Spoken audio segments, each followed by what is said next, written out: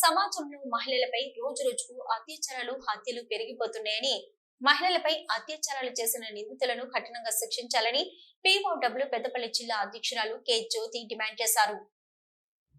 ప్రగతిశీల మహిళా సంఘం పెద్దపల్లి జిల్లా కమిటీ సమావేశం శనివారం గోదావరికని ఐఎఫ్టియు కార్యాలయంలో నిర్వహించారు. ఈ సందర్భంగా జ్యోతి మాట్లాడుతూ గత పాలకుల నిర్లక్ష్యం మూలంగా కఠిన చర్యలు అమలు చేయలేకపోయారని, ఈ ప్రభుత్వంలోనైనా కఠినంగా వ్యవహరించి ఫాస్ట్ ట్రాక్ కోర్టుల ద్వారా బాధ్యులను కఠినంగా శిక్షించి మహిళలను రక్షించాలని అన్నారు.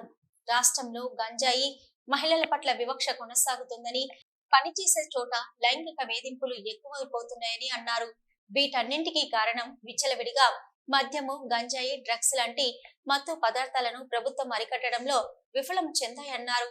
షీటింగ్, సఖీ లాంటివి, అలాగే నిర్భయ, అభయ, సమత లాంటి ఎన్ని చట్టాలు వచ్చినా మహిళలపైన అఘాయిత్యాలు ఆగడం లేదన్నారు. సంఘటనలు జరిగినప్పుడు ప్రభుత్వాలు వెంటనే స్పందించి బాధ్యులను కఠినంగా శిక్షిస్తే తిరిగి అలాంటి ఘటనలు పునరావృతం కాకుండా ఉంటాయని అన్నారు.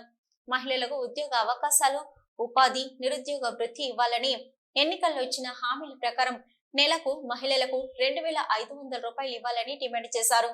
ఈ క్రమంలో ప్రగతిశీల మహిళా సంఘం రాష్ట్ర 7వ మహాసభలు ఆగస్టు 31న బహిరంగ సభ, సెప్టెంబర్ 1-2న హైదరాబాద్ లో జరగబోతున్నాయని, ఈ మహాసభలో మహిళలపై జరుగుతున్న లైంగిక వేధింపులు, అత్యాచారాలపై, ప్రభుత్వాలు అనుసరిస్తున్న విధానాలపై, ఇతర సమస్యలపై చర్చించి భవిష్యత్తులో కార్యాచరణను రూపొందించుకోవడం జరుగుతుందని, ఈ మహాసభలో మహిళలు అధిక సంఖ్యలో పాల్గొని విజయవంతం చేయాలని విజ్ఞప్తి చేశారు.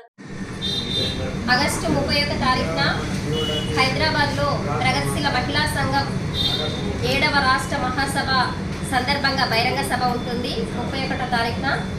తర్వాత సెప్టెంబర్ 1-2 తారీఖున మహాసభలు జరగబోతున్నాయి.